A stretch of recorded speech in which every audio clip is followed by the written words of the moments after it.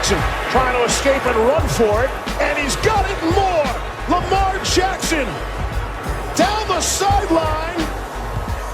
Will they give it to him? They will. Touchdown, Baltimore.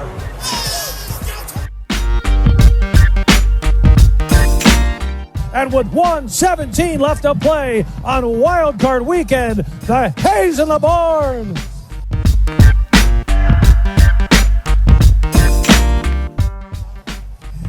Oh my God! I wish you guys could. I wish we had a camera in here so you could see what we're doing. We're just a bunch of clowns in here. How much fun is that?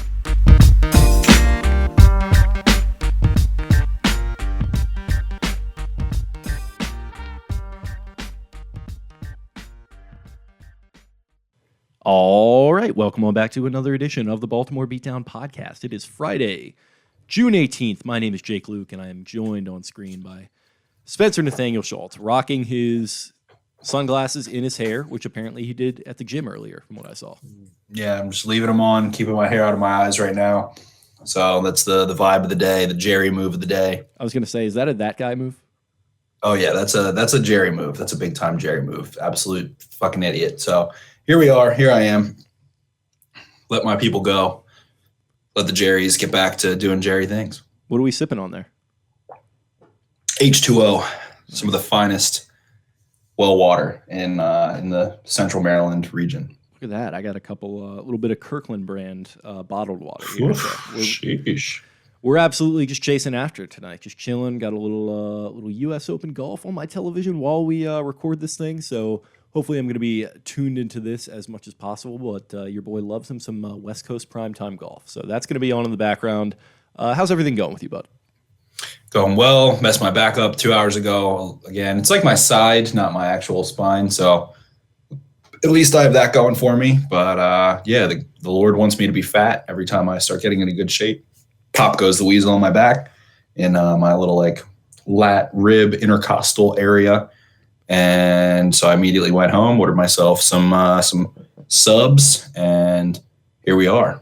Is there at any point is there going to be just like a form issue that you might want to have addressed with that? Because I feel like the back thing is starting to become a little bit of a theme. I think I have excellent form. I accentuate. I always stick my chest out and have a flat back and get my butt in the right place. And I didn't have any issues. I think I just tweaked it once, and I think it must not be fully recovered. I was just doing fucking curls.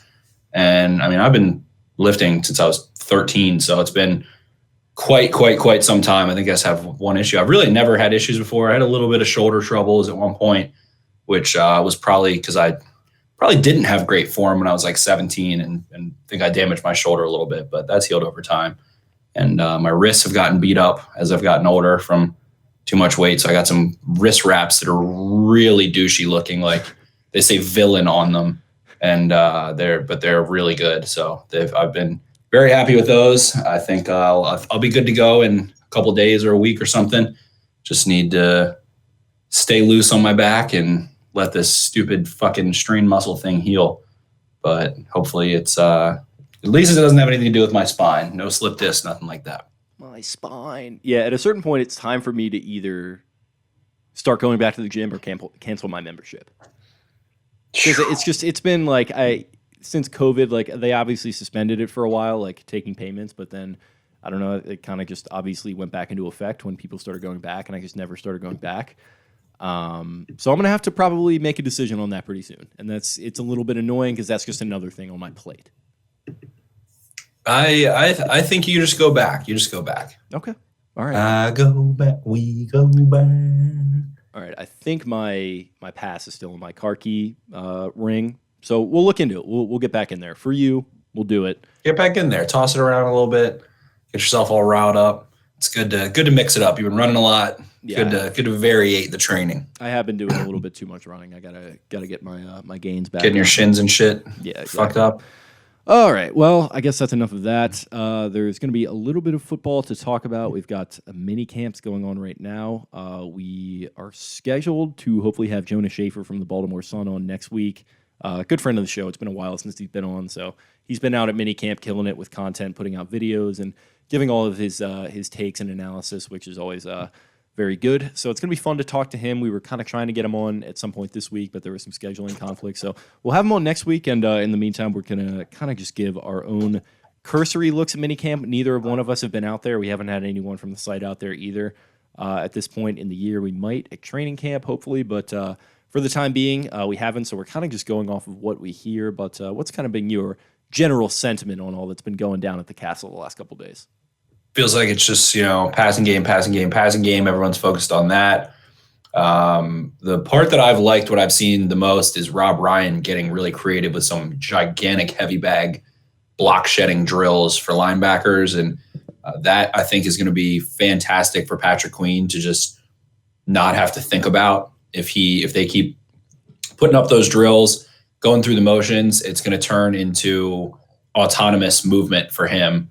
And if he's able to just start engaging and recognizing and getting a full off season in that, I mean, I was just kind of daydreaming, I guess, about Ravens linebackers in general. And like, Ravens haven't had a good coverage linebacker. Like, and this is the thing. Their scheme doesn't put them in the position to be high impact coverage players, is what I mean by that. And so I think it's a little complicated, and that's why when you go look at the PFF grades, that's something I have a gripe with, which is it feels like no one's really going to look like Fred fucking Warner in the Ravens defense because of the way they operate and how they have their safety, how much man they play, how their safeties operate, and what they actually ask their linebackers to do. So I think the simple zone stuff he struggled with last year for sure, but if he can just chill out and get to an autonomous point with block recognition and how to engage with offensive linemen and beating them to their spots like he did at LSU, then I mean, I'm feeling I've got some down in my plums. I've got some Patrick Queen, like very, very big time vibes for 2021 being a force. I think he's a vocal guy, and he had some big plays last season, some good big plays, a la scoring touchdowns against the Bengals, for example, a couple interceptions, I believe. He had some sacks. Yes, a good amount of sacks. He had some big negative plays. And it got to the point where I think his kind of being vocal and like being a younger player and kind of getting caught on the back foot a couple times last season, I think people started getting a little too negative on him to the point where he's underrated heading into 2021, in my opinion. Right. And like, that's not even a thing where I could schematically explain what is maybe going to be different. So you kind of hit on their aspects of the Ravens defense that wouldn't allow a linebacker to look great in coverage. So how would you kind of explain to the layman what Wink could do? Maybe not necessarily what he should do to allow that to happen, but what maybe like hypothetically that would look like. It would be, I mean, a linebacker's dream is cover two. A middle linebacker's dream is run cover two. Ravens don't run cover two. That's where you're able to carry vertically and able to kind of bait some throws and things like that. It's a lot of just shallow hook stuff. It's a lot of match underneath. And it's, I think that's why people thought CJ Mosley struggled in coverage in Wink's defense in year one, which was because it ends up making linebackers look bad for others' mistakes, even if they're not necessarily at fault. It looks like, at least. And it was a lot of CJ Mosley being the first one to recognize where the blown assignment was or where the hole was. So therefore, he is the one chasing the receiver. So it looks like he's letting up a catch. In reality, he's covering for someone else's blown assignment. I don't think that's happening with Patrick Queen. I thought he was blowing very simple assignments, but it's just a lot of sit and wait and react in coverage. And it's because they want to have those linebackers. I mean, they want their linebackers to play the run first. They've said that openly. They want them to be on their toes, ready to move downhill, and they want to read run to pass. I like the blitzing aspect very much. I think Patrick Queen is a really elusive, explosive blitzer. I think Malik Harrison can do some things there as well. I thought we saw some good things out of Malik Harrison in coverage and LJ Fort, really. But a lot of the time, it's kind of just hook zone drifting in some cover 3 looks or in some cover 1 looks, a little bit more so.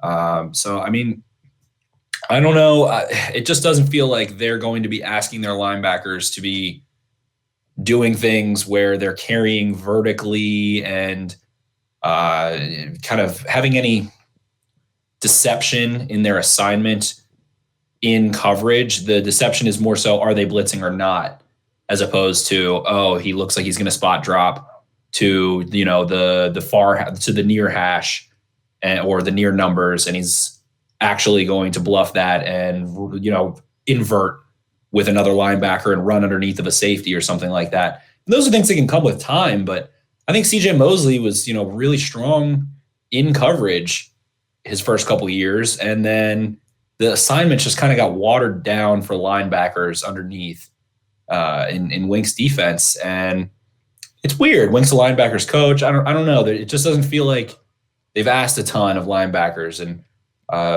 Malik Harrison's made a couple plays. He has a ton of length, and he can move a little bit. Not maybe so much laterally as a cover player, but in zone he can move. And we saw a couple nice pass breakups from him and things. And LJ Ford's kind of drifted and found himself making some plays too.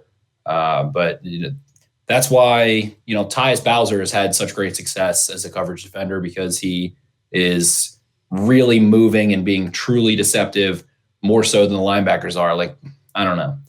It's not fooling the quarterback if the linebacker blitzes. It'll fool the offensive line. But like Tyus Bowser can fool the quarterback by bluffing and dropping into coverage.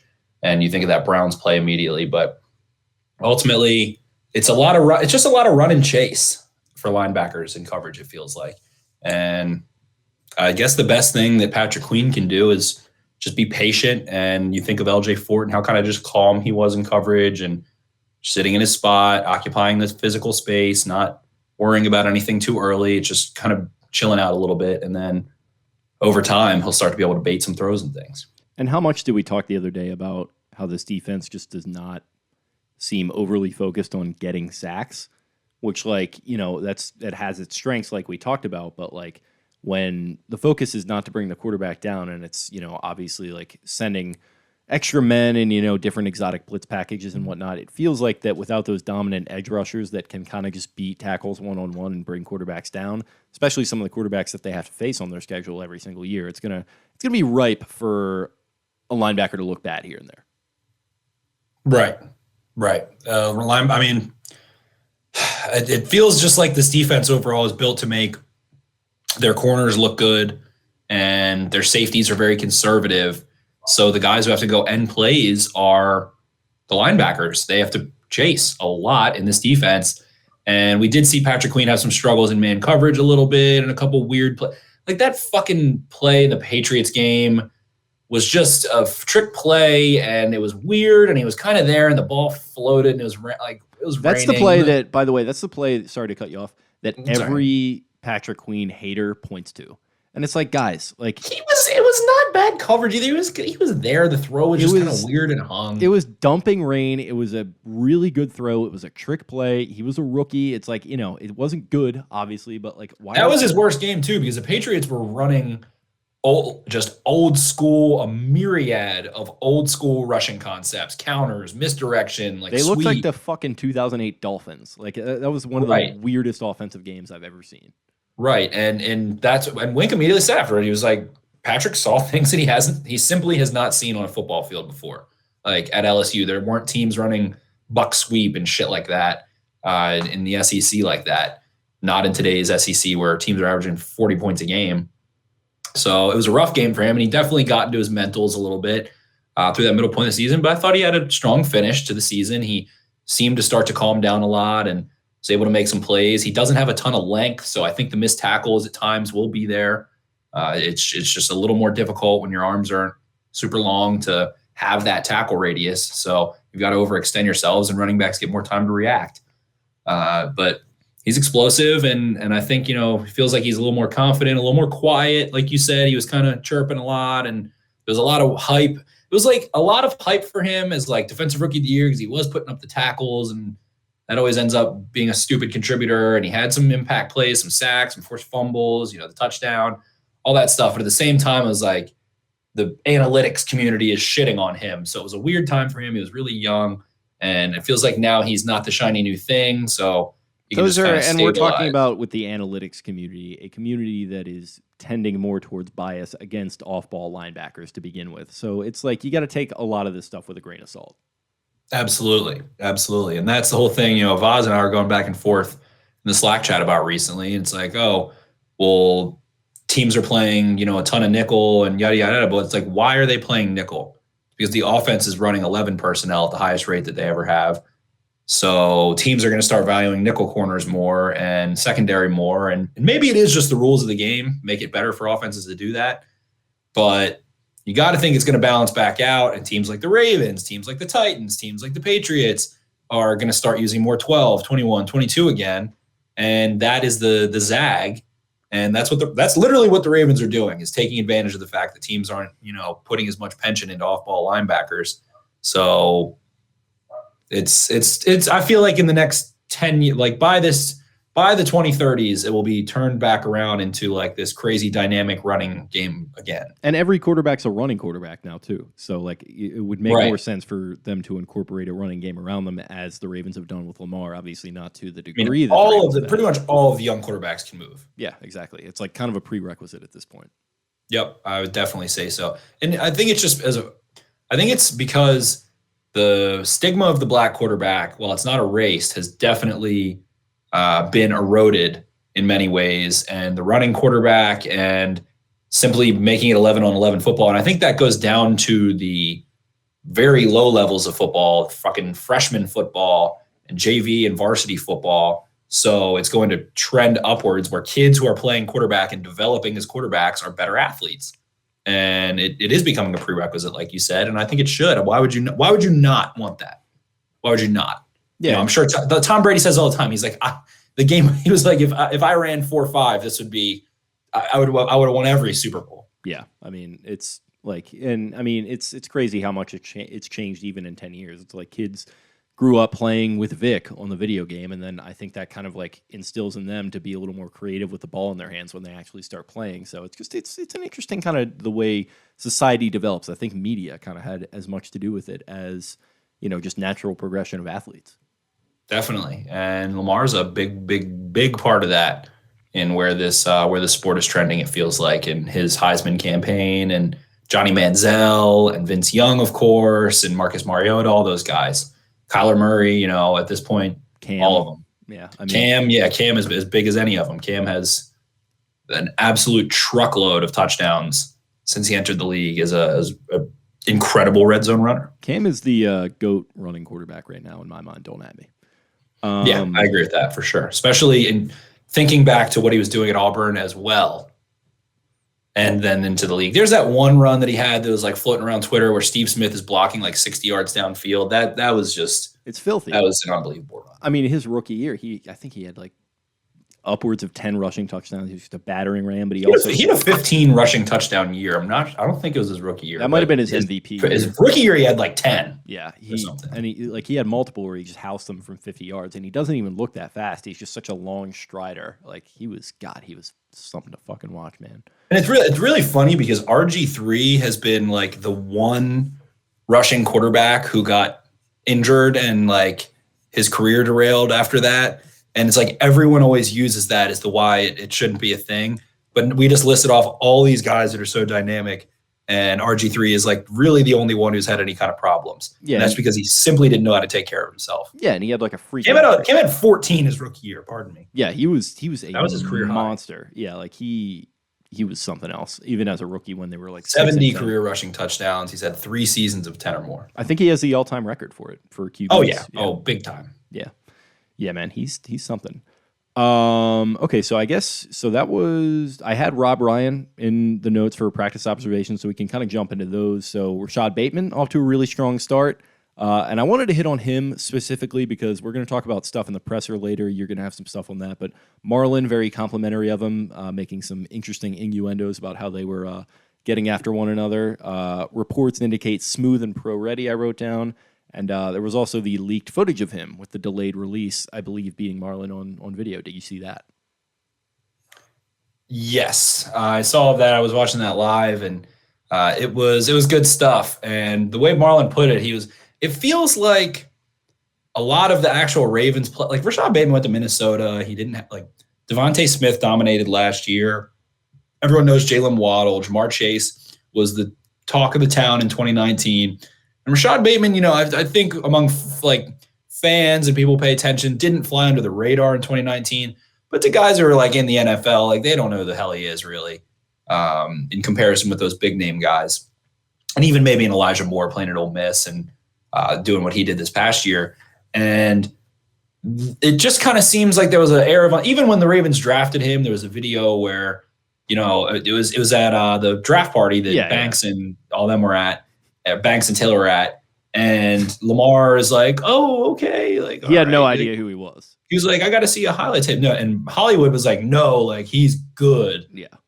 And whatever. So, and Marlon had that same kind of thing. He said it in very few words. He was just kind of like, he got here and I was kind of like, oh, okay, we'll see. And then he hit me, with that move, which has been circulated now from wherever the hell that came from. But it's just good to see in that clip that's circulated and from all these reports, it just looks like Rashad Bateman's doing exactly what he did at college, which means his game, it's early to say. And I think Mink or someone for the Ravens flagship touched on it and said, Rashad Perriman looked great in minicamp. Mark Andrews couldn't stay healthy and looked like crap. And those flip-flop. But it's just good to see what Bateman did in college seems to be, transitioning to the league well. And it's something it does. It's release packages. It's being able to get open off the line of scrimmage. And you just see him be able to reset that line of scrimmage, reset the plane. He has an initial move and then he squares his body completely back to a neutral position, which gets a cornerback real messed up. And then he just so cleanly is able to snap. There is no wasted motion. It's ironic because I still see that false step at the line of scrimmage. T. Martin had that video in that video was talking about it and whatever. But when he breaks, when he's at his stem, it is so fucking sudden. It is so sudden. Unless you know him, unless you're just an incredibly cerebral player who has studied him, maybe Denzel Ward will get a hold of him in a couple of years and really be able to lock him up and understand his game and find some tendencies or something. But if you don't know him, he's going to get open breaking on you inside or outside. It's too sudden. It's, Garnett West was messaging me about it. It's Devontae Adams-esque, that ability to just be so sudden and explosive out of nowhere. And you saw it in that one clip. You saw it at Minnesota. That's what made guys like me and you love him. And it's very encouraging to see all that good stuff. And it doesn't sound like he's making a name for himself out of doing anything ridiculous. There's no, one-handed catch or anything like that. He's just simply really getting open. That's what I like about it. It's not this high variance, big play kind of shit. With Perryman, I didn't like the Perryman pick at the time. And I was willing to give him a chance. And I thought, okay, maybe this guy could develop into a decent number 2 at some point. It's going to be tough, with the technical ability not quite being there. But yeah, it was, I remember that, OTA mini camp with him. It's oh shit, he's really fast. He's making big plays. And I was like, well, that's sick. But the Ravens don't need that. They need a pro ready guy. And if Rashad Bateman is a B+, A- pro ready possession receiver that can get open against NFL cornerbacks and make things easier on Lamar Jackson, that's what I want. I didn't want this volatility kind of Dogecoin Rashad Perryman type situation. Give me Apple. Give me Johnson & Johnson. Yeah, well, yes, post, certain things being cleared up. No, their stock has been the most consistent over 50 years. And if you go back to this time last year, they're up 13% or 15%. They always trend up. Okay. Even, regardless of the COVID stuff. Okay. And that's, that I saw someone on Twitter just randomly calling him Shoddy B, which I like a lot, but we might call him J&J. He's just consistent. Yeah, I like that. He just consistently trends upwards. And he just has that perfect, he's not, Perriman. It's he's fucking Goldilocks. Perriman was the blazing speed. Hollywood is this twitchy, undersized guy who can't go compete for the balls. Boykin is this big, tall guy who plays real small. It's all these misfit different types. And he is just, the porridge is warm. It's not too cold. The bed is, comfy, whatever the hell happens in Goldilocks. Can't even remember. It's oatmeal or porridge and can't remember what else. But ultimately, that's Goldilocks. That's Rashad Bateman. It's the Family Guy talking about Lost in Translation sketch. What do you think he whispered to her? I bet it was just right. He's just right. Exactly. He's Goldilocks. He's J&J. He's Shoddy B. A lot of good names coming. And the only way he won't be successful is if for some reason he gets the fucking yips basically, and has a couple drops or something early and doesn't get many targets, kind of Miles Boykin situations that have happened, and he just really loses confidence. That is the only possible thing. I just don't think that's in his bloodstream or DNA. I think he's a clutch factor guy. If you look at his backstory too, like he had a rough upbringing, and he was always a really good kid. Like he found a way to like get through some of the shit that he was dealing with his family. Look up the profile that I think Miran Fader did for The Ringer on him. I read that a couple months ago. Reached out to her about maybe coming on the show. She said maybe at some point to discuss him and discuss the piece. But really good. Sweet. Check that out. Yeah, he's got a really good head on his shoulders. Watching some of his YouTube content that he's doing, I can't really like stomach a lot of that stuff some of the times, but his is pretty cool because he's just like a cool guy that I would like to get a beer with. He just seems like a really nice kid. He's just a good boy. Like he's a good boy. Sure. He does what he's supposed to do. He was undersized and he was this dynamic basketball player. And I think that's why he's so good. He's fucking hitting people with hezzy crossovers all the time. And he can dunk, like was a prolific dunker at 6 feet tall. And all that translates. So he's a good kid. He wants to be a star. He wants to have a brand, but he's not like really loud about it. Like that's the thing. Like his YouTube isn't this. I watched like one of them and maybe one and a half. I watched the one from where he got drafted, and I followed his little Finsta account. But like he has a brand. He has a logo. He has all these. He has a team already. Like he's got the aesthetic. You can tell that he dresses really well. Yeah, you can tell that he just likes to get on camera and just be himself, and that his team is. He's quiet on camera though. He's not doing too much ever. He's just but he's comfortable, and his team is handling a lot of the production stuff. Like with I don't know if you ever watched the Baker Mayfield one, but it just felt like Baker was like directing the whole thing, and it's like, dude, like, do we have to really do this? Like, what are we doing? This kind of feels a little more like, obviously there is production and there is like thought behind it, but like it doesn't feel as, It's kind of just like a day in the life though. It's always just like, there's a camera here and we're just going to be on camera. Yeah, it's not as manufactured. Like, all right, you're going to do this and I'm going to do that. And it's just like, all right, let's go. Yeah. A lot of it's football stuff and like him working out a little bit and whatever. But I think, I don't know, not mystique. I can't think of the persona of him plus the skill plus the human being. Shout out to things are looking good. Shout out to MD Law So Hard. You know it when you see it. Exactly. You know it when you see it. And that he has that, that subtle presidential feel. And Jamal Adams is, the El Presidente or whatever the fuck the president, I don't know. But he's like loud about it. Rashad Bateman's just like in the right place at the right time, doing the right things. And he's already starting to excel in the same ways he did at college. And it's going to be good stuff, man. It's going to be good stuff. Other than that, Sammy Watkins seems to be absolutely lighting it up. Reports on Lamar are kind of like, oh, whatever, he was fine. And then he had one really good day. But it seems like Sammy Watkins has been consistently lighting it up. And even in the little clips you see from the Ravens, him making some toe taps and nice little catches and doing all that good stuff. Should the Ravens sit him out in training camp a little bit? That's my question. I wouldn't really mess with him in the preseason at all. And I feel like they're going to try to because they do that with their signings, particularly on offense. I feel like they like to get that rhythm established, which is fine. On defense, too, they always plug the guys in preseason on defense for at least like the first game. Yeah, we've talked about the Harbaugh preseason mystique. I mean, that's just that could be a whole podcast. But yeah, they're going to be getting him involved. But I think you're right. I think they do kind of need to shelf him a little bit. I had him written down too. I mean, it sounds like what I like from what I saw from what Mink wrote up, Lamar's throwing the ball up to him in one-on-one situations, and he's coming down with it. And it's not really like a full contact thing quite yet where guys are going to be going 100% trying to bat it away. But just the fact that they're establishing connection to the point where he's comfortable doing that, he's not comfortable doing that with every receiver. Or it's a pre-snap read. All right, he's going to get one-on-one, and I'm going to, look it off, and I'm going to throw it up. And that is something I just thought of while we were talking about it. Maybe, Hollywood can't fucking jump ball guys unless he's like already well ahead and in the air by the time they get there. Like I think of that Steelers touchdown he had in the end zone. Like he can go up there was a Bengals one this past year too, I believe. He can go up and get it a little bit if he's definitely the first person to the spot. Like if the other defender's in recovery.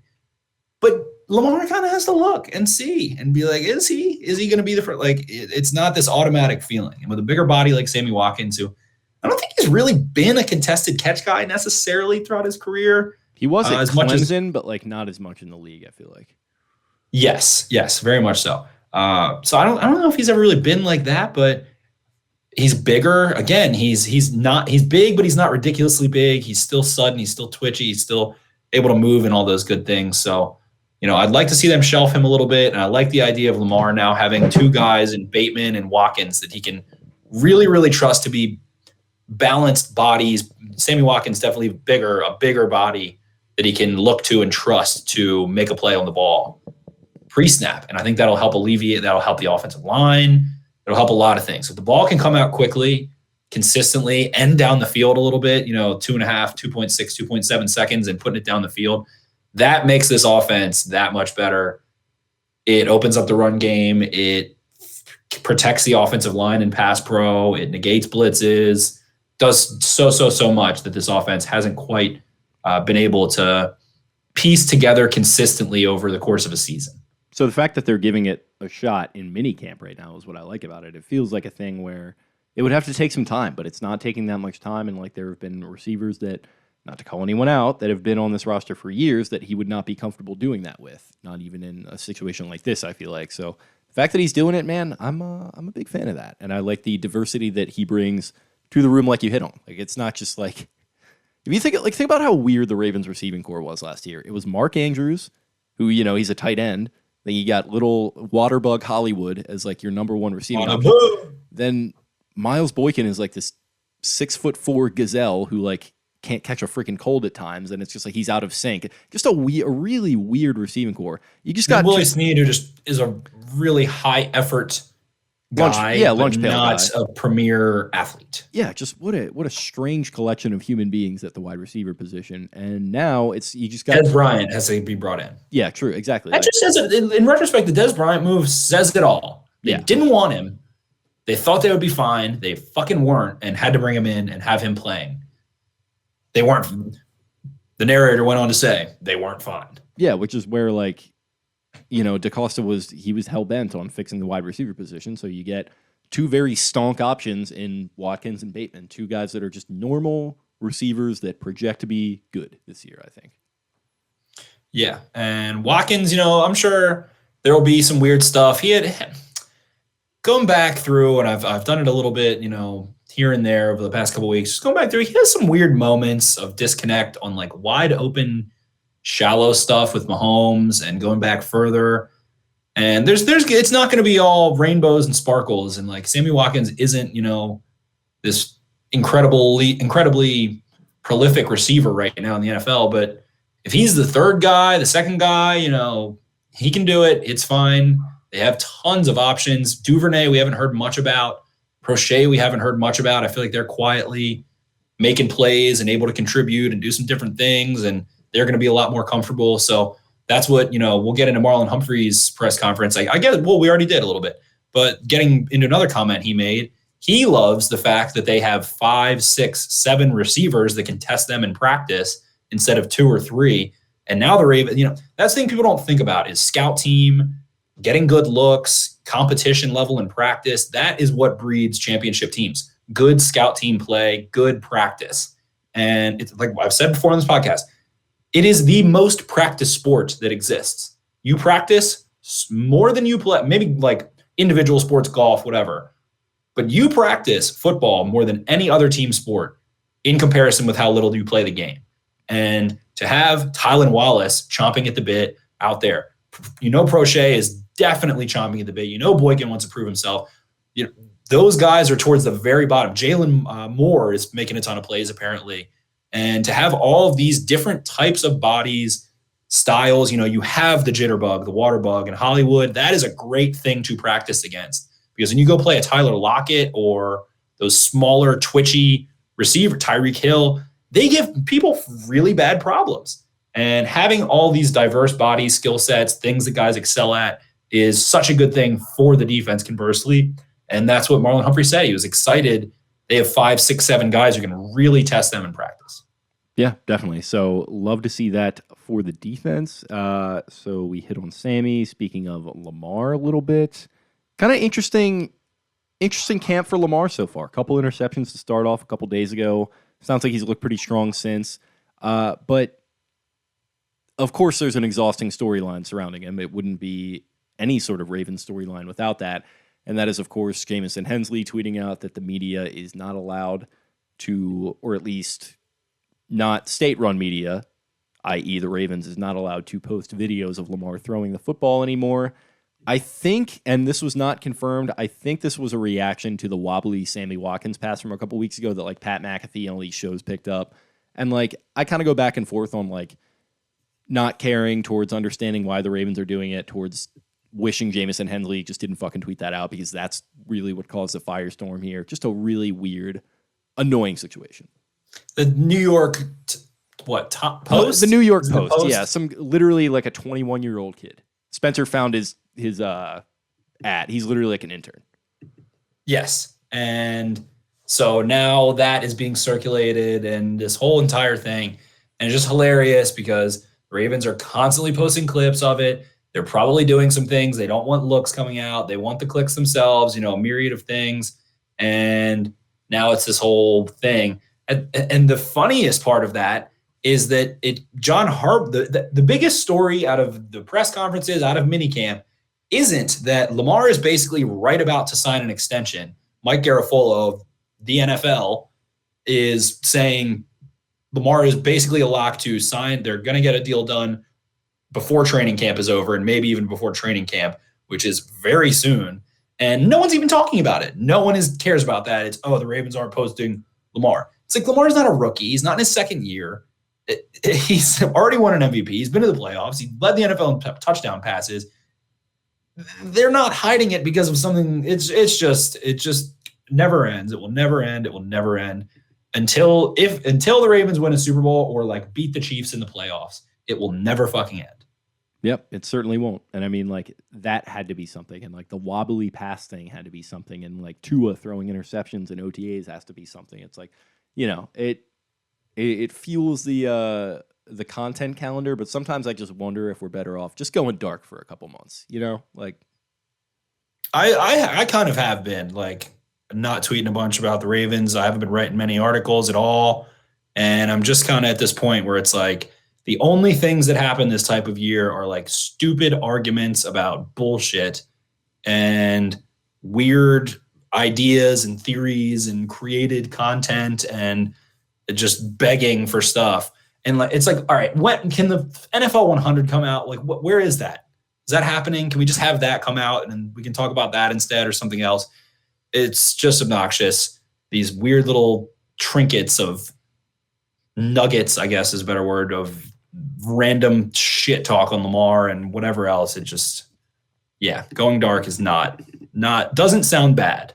Yeah, I've been kind of trying to stay out of certain situations. This is definitely one of them. I almost got a little snarky with that New York Post article, but I just decided maybe it's for the best to just remove this from my life and not worry about it. Exactly.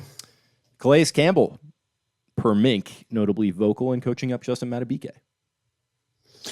That was the thing last year as well. Madubuike looks like a linebacker. He is lean. Saw a drill that I liked, which was simply just a big old chop, a big old club. Actually, I couldn't think of the word. Club, a heavy club to a bag with arms, and then jumping and turning your hips. And Madubuike is one of those players. The guy bets. I don't even know who the fuck that guy really is, but I love his Twitter. What'd you say? The All-22 guy. Yes. Yeah. He posts a lot of practice Waldman, drills. What was it? Friend of Waldman, I think. Yeah, I don't know who he really is. He's been on Waldman's pod a few times. That's the only. He's been on PFF's pod. He's been on like a bunch of stuff, and he's a great football mind on Twitter at least. And he posts a lot of practice drills like John Randall or Ray Lewis or Howie Long or like all these really old things. And the one that he does that I like will be like, find the Hall of Famer, and they'll be going through a drill, and it'll be the one that absolutely murders a bag and destroys it, as opposed to guys that are just like going through the motions and showing off some athleticism a little bit. And I'll be like, find the Hall of Famer, find the Pro Bowler, find the All-Conference player, find the Heisman winner. And you can just tell every time. And the way Madubuike is hitting bags, he's hitting bags, man. He's in lethal shape, it looks like. It reminds me of the Dalen Hayes discussion where he was kind of mirroring Oweh's drill when he was going up against the tackle sled. Yeah, and that's like, I think that's a good way of looking at it, guys that approach practice a certain way. Like, and it's tough to tell because like with times like this time of year, you can definitely like, you can't tell who has it, but you can definitely tell who doesn't have it, you know, in some cases. And we're not even that privy to what's going on out there on the field anyway, but it does seem like Madubuike, maybe he could be a guy who does have it based on what you're saying. I think it's been interesting to watch him, and I think learning from a guy like Calais Campbell, who, you know, he's the elder statesman. He's even like was talking about how he's contemplating retirement. It's interesting. So I think especially with some of the losses in the front seven, I think him stepping up and not only stepping up, but like he's going to have to produce. I think that's going to be a big storyline to follow. And then last thing I had, false starts, still an issue as of right now. Can't have that. Can't do this again. There's new pieces, so I'll give him that. You know, new center, 3 new starting offensive linemen, and 1 that is. I mean, right now there's 4 technically because Stanley's not practicing, and so wait, yeah, it's an entirely new offensive line because Bozeman moved and Stanley's not there, so everything is different. Fair enough. So that makes sense. I don't think Villanueva is going to have issues. I don't think Zeitler is going to have issues. Bozeman, you know, I think his best place has always been center. And that's what he said in his press conference as well, that he loves it. He had a sexual little comment, not really, but kind of about how he loves You're getting a little horny with these comments. He what did he say? He's best in that tight area. Damn, dude. I mean, come on. You got guys talking about someone was like, some verified guy on Sarah Ellison's Twitter was like, he's an all-pro cornerback. If you're making fun of Marlon Humphrey's little wiggle comment, like, grow up. It's like, do you follow Marlon Humphrey? Do you know how much of a child he is on social media? Yeah, like telling somebody to grow up in reference to Marlon Humphrey. I think we can maybe, you know, start with the source there, but, you know. Exactly. But, yeah, so Bozeman basically just was saying his Did you get that sauna, by the way?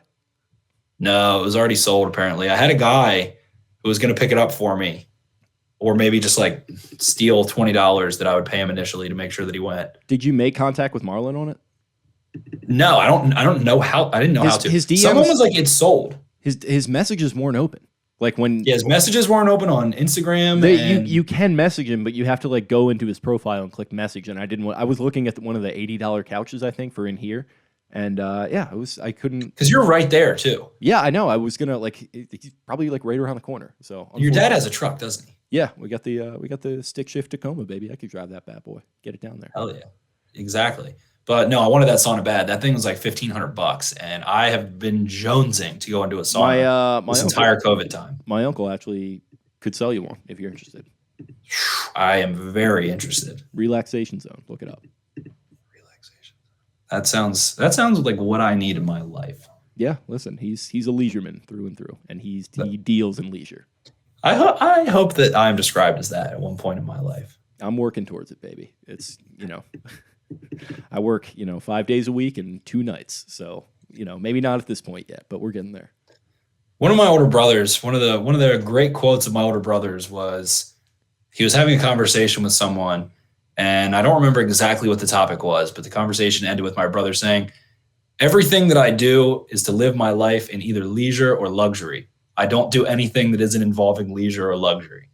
And I was like, that's a good one. I like that a lot. It kind of reminds me of the Costanza. If it were socially acceptable, I would drape myself in velvet. Exactly. Big time energy there. But yeah, Bozeman in those tight spaces, I think that's where he does work best, in that little RV, that big RV, but littler than a house, I guess. So yeah, fall starts, 5 new linemen pretty much. And it's minicamp, and they'll probably do it again in the regular season, because why the fuck wouldn't they? Yeah, absolutely. All right, so that is all I had from observations. What do you have from the pressers? From the pressers, we got Harbaugh, which should be the biggest news basically ever. I don't know why no one cares. Like, I don't know why the mainstream NFL media doesn't care, because they usually love this shit, is that Lamar's a lock to get an extension. We know DeCosta ended up saying it eventually, but we knew from a little birdie that DaCosta went down to Broward County to meet up with Lamar a few months ago. And they weren't talking contract, but just laying down the foundation of, we want you to be this franchise. And that kind of made it seem like it might take a little more time, and they were being slow and steady. But Mike Garafolo, like I said, followed that up with, it sounds like it's getting done before training camp. And that's crazy. That is insane. That'll be massive news. I don't know. It's going to be a mega contract. I guess I'll start trying to speculate soon how much it would be and things like that. The guy that I love for that is our buddy Fairshake Football. He is honestly aces at predicting quarterback contracts. He always gets very fucking close. He didn't have the years on Mahomes, but he had a lot of factors. And he just, I don't know, he cooks it up. But that is a huge, huge story. It'll only be the second quarterback in franchise history the Ravens have ever offered a second contract to. And just thinking back to what it was like in that draft and drafting Hayden Hurst and Lamar and that whole situation and trading back into the first round and drafting him and the uncertainty and Rich Eisen going, okay. And everything that has happened since, it's just a culmination of awesomeness for Lamar, who we as a city, we as a fan base, we as a whatever you want to call us, love Lamar so much. And it's going to be awesome. It's going to be a good feeling when he signs that contract and knowing it's locked up. And I hope it happens relatively soon. The next month or two here would be sweet. And getting that foundation down, getting ahead of it, signing it earlier, being the first one out of him and Allen and Mayfield would be a pretty good thing probably, because whoever of Lamar and Allen signs second is probably going to get paid more, I would think. And all that good stuff. I don't know. It's good vibes. It's very exciting to me. And I'm surprised that people aren't taking Harbaugh's comments, saying it's a lock, and Garafolo's comments and running with it more. People in the mainstream or the lamestream media, I should say, they seem caught in this weird fugue state where they're debating whether or not it's going to happen. Like they seem really caught up on that. So like maybe this wouldn't even register that like the Ravens are saying like, yeah, this is just like a foregone conclusion. Like we can maybe just not speculate on whether or not it's going to happen because like it is. Like and everyone knows it. So like let's just get it done, guys. Let's move on. What exactly are Mike Garrett? Let me see Mike Garafolo's worth. He just tweeted it. John Harbaugh called Lamar Jackson's extension a done deal today. He didn't mean it in the sense that it's actually done, but rather to illustrate everybody knows it's coming for the Ravens quarterback. Then he retweeted that from around the NFL, which said the Ravens are aiming to get Lamar Jackson a new deal before training camp. They have several orders of business after that, but Jackson's contract is officially priority number one per Mike Garafolo. We thought they would sign Andrews first because they do have control of Lamar, next year and things. So we thought that might be the situation, but it kind of sounds like they're going to try and figure out exactly what the numbers will be on Lamar and then base Mark's contract off of that so that those two can work kind of simpatico, which makes sense. Plus, Mark, you know what I'm saying? Which I'm rocking with Mark because Mark is rocking with us.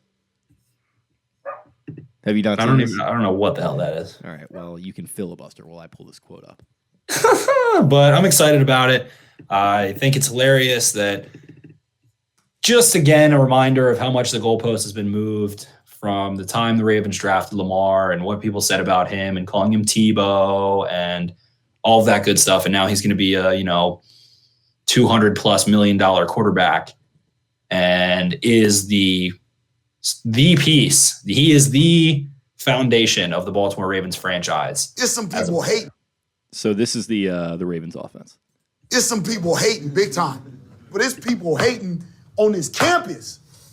You are freaking African Americans plus Mark. You know what I'm saying? Which I'm rocking with Mark because Mark is rocking with us. Yeah, so that's the Ravens offense in 2021. What is that? It's from Last Chance U. Oh. And he just singles the poor kid out, the ginger named Mark. And he's just like, I don't know what to say to that, but thank you. Yeah. And Mark. Plus, Mark. That's fantastic. Exactly. And Mark Andrews is top 5. He is. So I don't know. We'll see. His contract, I don't know, man. It could be a big one. 4 years, $90 million. It could be a big one. I literally just threw that. I don't know what Kelsey or Kittle are making. 470, something like that. But Andrews is young, and I think I wouldn't put 80 out of the question. I also wouldn't put like a 5-year contract out of the question. Spread it out a little bit. Yeah, and you figure the craziest is Darren Waller gets like $5 million a year because he was a mess when the Raiders got a hold of him, and they gave him what was considered a risky contract, and now he's catching 100 passes for 1,000 yards, and he is the maybe third best tight end in football, and getting like $5-6 million a year. That's one of the best contracts in the NFL. Which I also love the just completely uninformed like reporter that like every 6 months crops up and is like, oh, look at it, what a bad job the Ravens did just letting Darren Waller go. It's like, well, context is key here, fella. They gave him many, many, many chances, and it was not the place for him. And that's okay. I'm glad he's doing well. It happens, man. It had fucking Josh Hamilton, the baseball player, like he did everything he could to be not successful for so long. And then he's AL MVP. Good for him. It is what it is. Yeah, good for him. Exactly. Root for him. But those contracts, mega, mega, mega big. The Derek Wolfe pneumonia stuff, that was part of it. I don't, that's, if he's at practice at least watching, that sounds good. But pneumonia will mess people up for months, and you lose a ton of weight. And he's, if he's got pneumonia, he's probably not able to stay in great shape. I think he had COVID too, didn't he?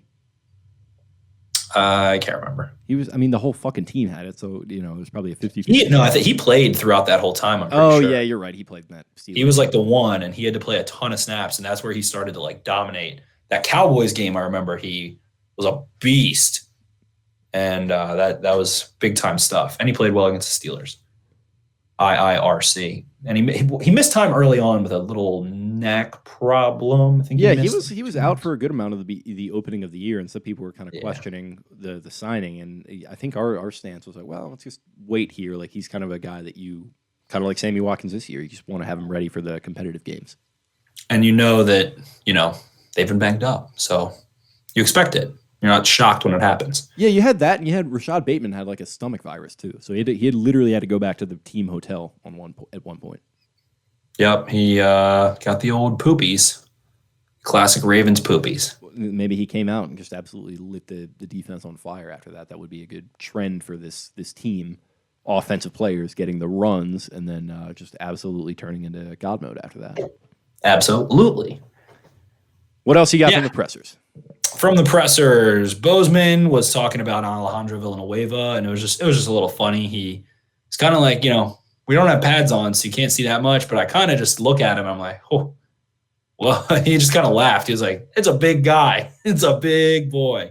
And that's just funny because of how big Orlando was, and now replaced with someone who is physically larger than him. So they were talking about him. He was saying he's a great pass setter and, has strength in the run game. He is a great pass setter. His run game stuff is all right. It's not what Bradley's going to say, but ultimately that was an interesting comment. Lamar, just Super Bowl. Rashad is a smooth route runner, and Lamar wants to get together with everyone in Florida after minicamp. Minicamp's over, right? Yeah. I think it's over. It was only 2 days. Yeah. That's right. It's a camp that's mini. That's the thing about it. Muy pequeño. So it's over, and the Ravens made it out healthy. So, knock on wood for that. They made it out healthy. I haven't, knock on wood again, I haven't really seen any injury news around the entire NFL throughout this minicamp week.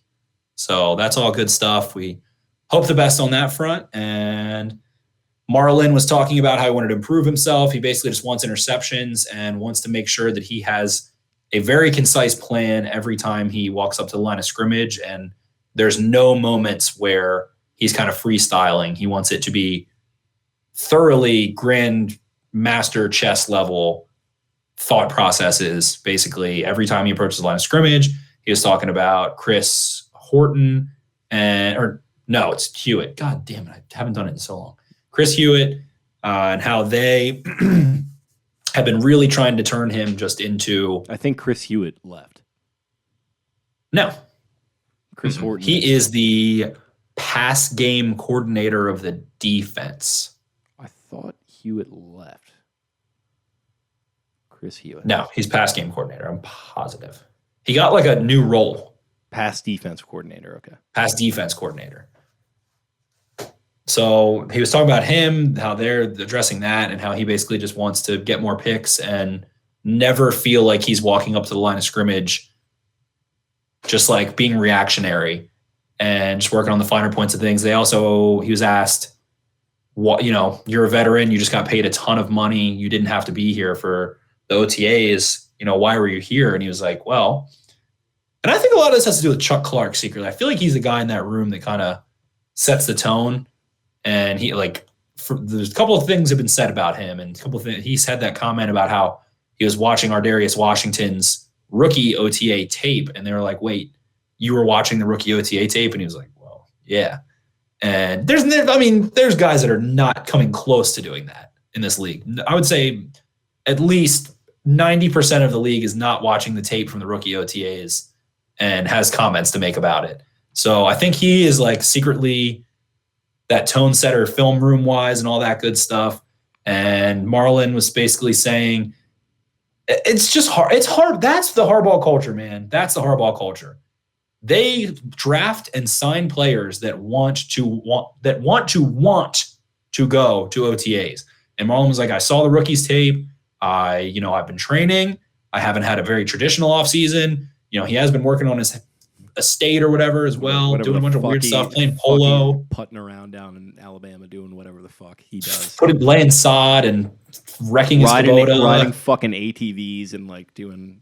He was playing polo, horseback polo. He's literally at Uzo Bay as we speak right now with his sister. So shout out to him.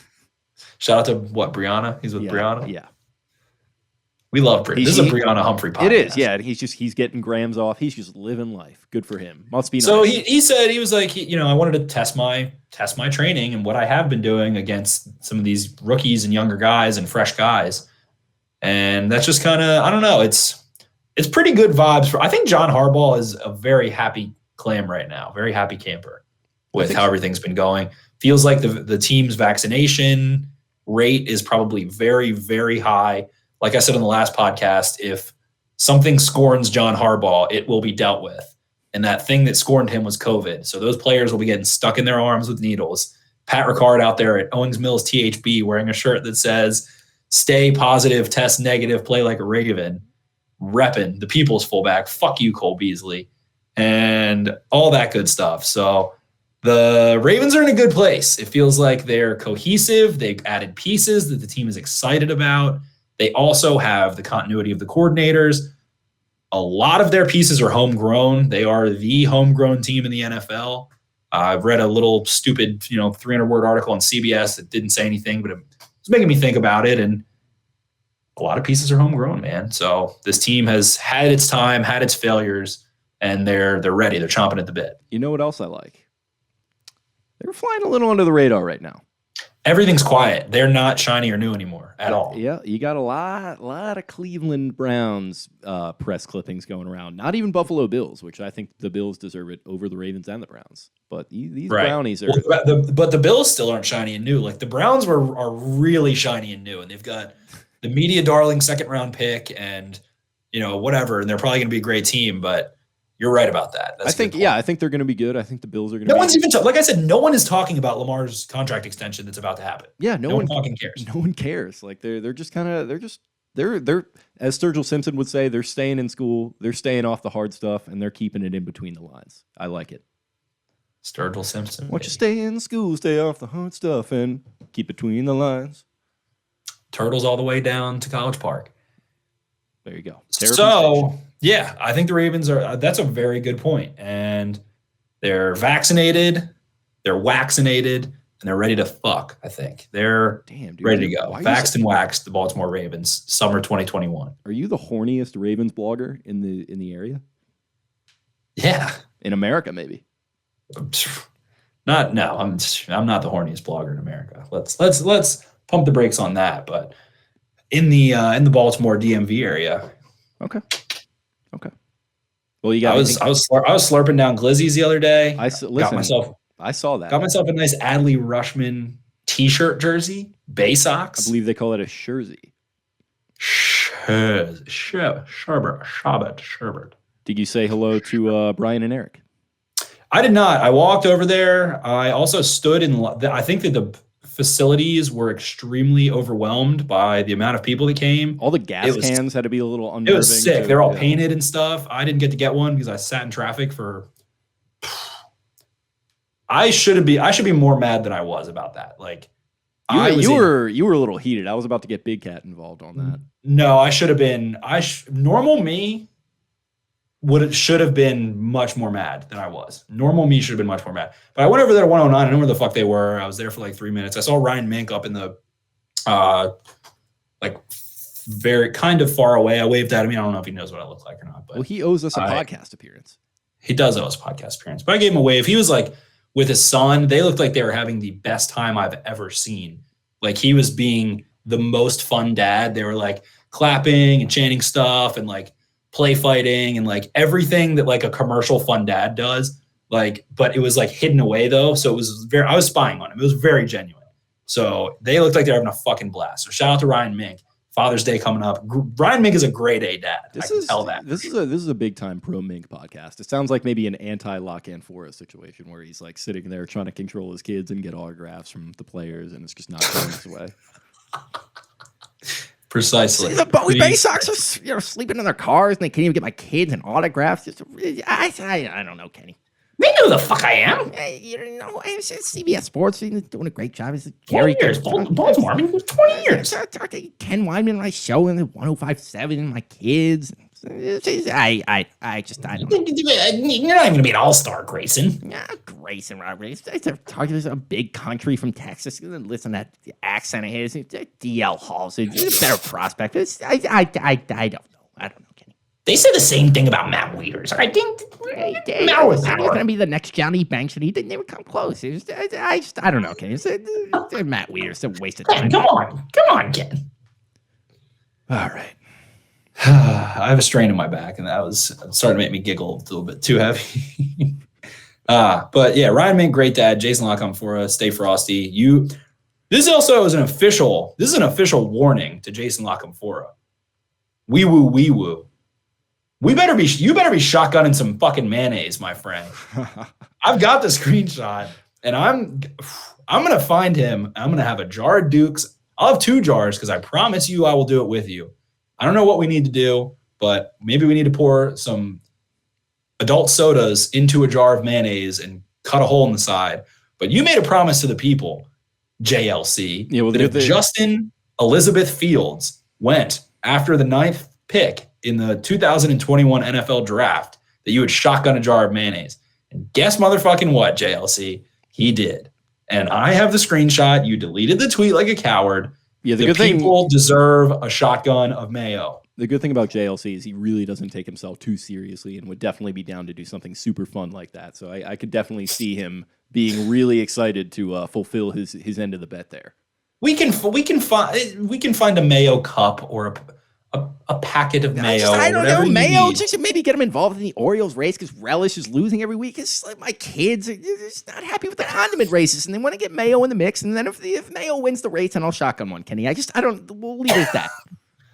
It's 2021. You're discriminating against mayo. It's great. Spencer was eating the glizzies at the ballpark the other night. Maybe put some mayo on it. He's sick, Ken. I don't know. I don't know, Jules. You know what they put on French fries in Holland instead of ketchup?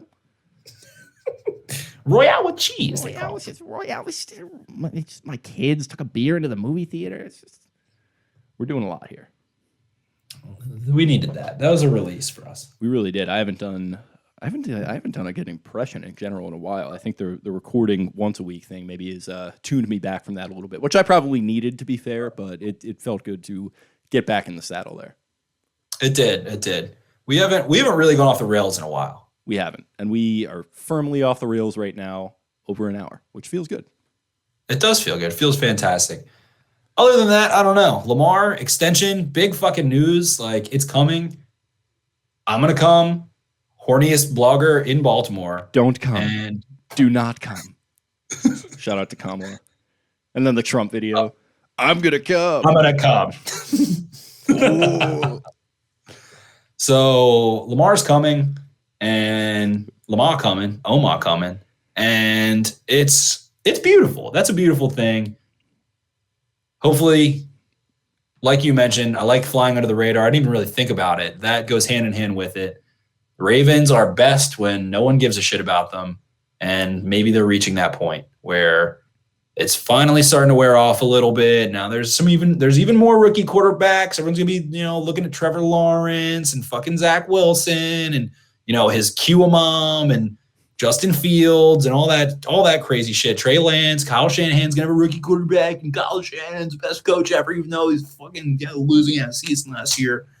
And yeah, so Lamar is like number 9 on the hot item list for the first time in a couple years, and it feels good. So fly under that radar, come out week 2, get the shit kicked out of you by the Kansas City Chiefs, and then win the rest of your games. Yep, and I'll be shit drunk off of some terrible alcohol and going to be in my feelings in that recap pod, but hopefully the rest of the year will be kinder to me.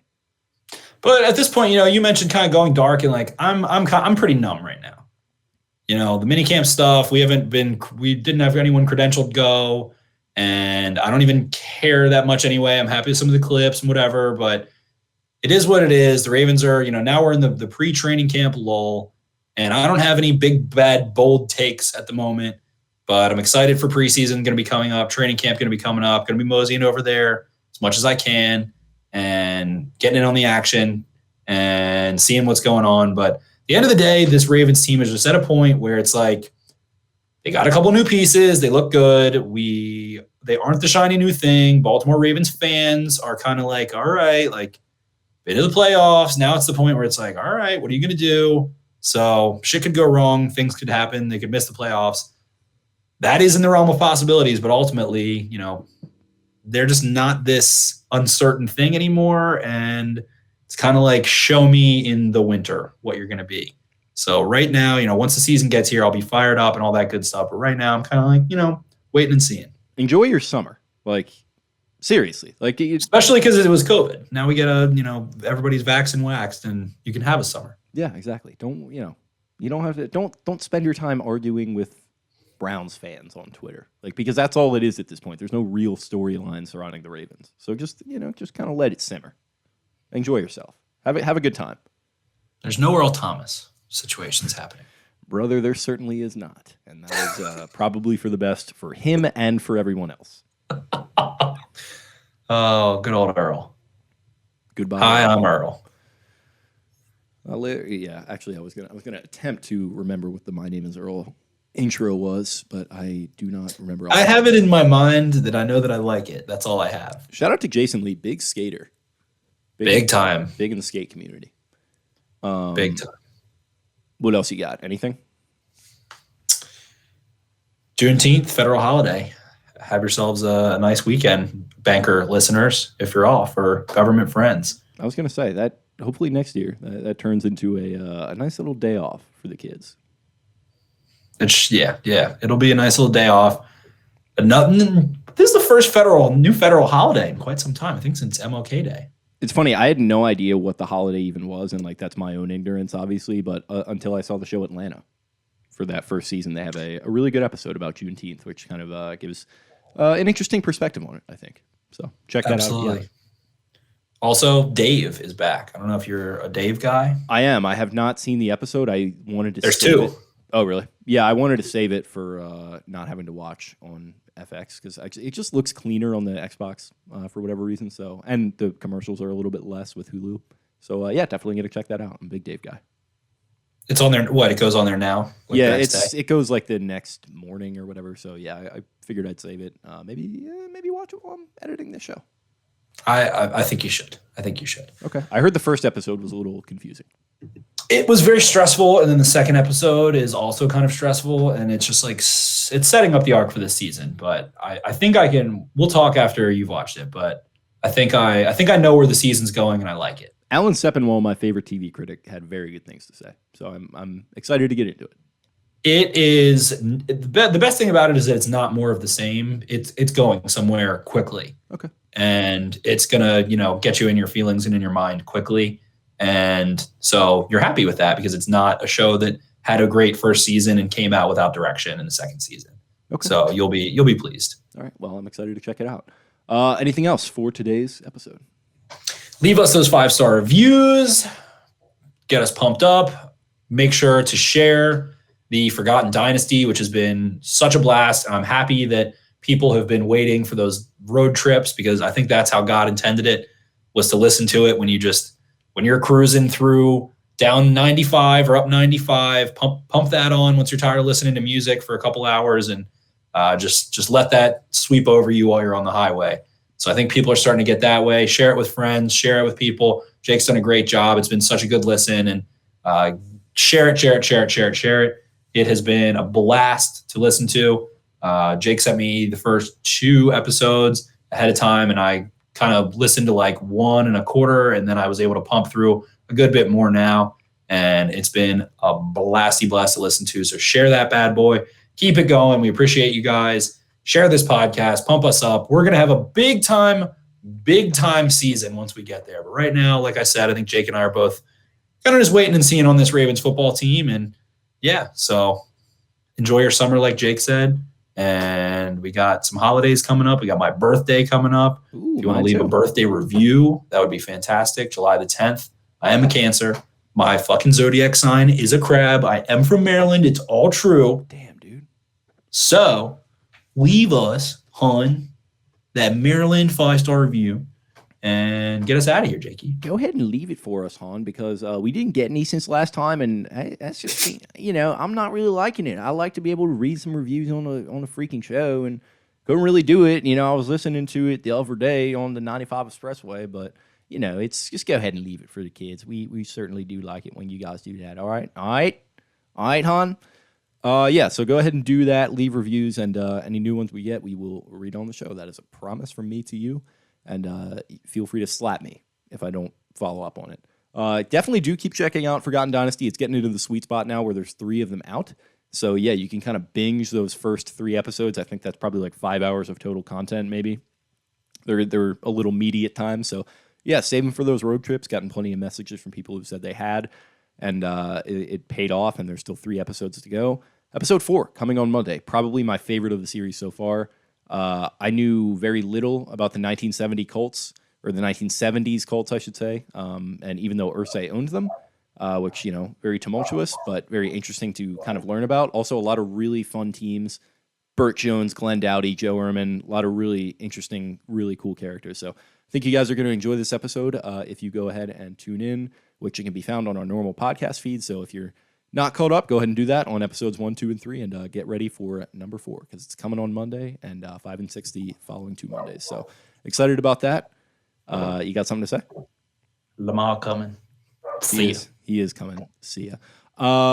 Appreciate everyone tuning in. If you liked what you heard, go ahead and follow us on social media. You can find the show at Podcast Beatdown. You can find me at Jake Luke. That is LOUQUE. You can find Spencer at Ravens 4 Dummies. That's the number 4. And in the meantime, we will talk to you guys next week. See you. Arrivederci.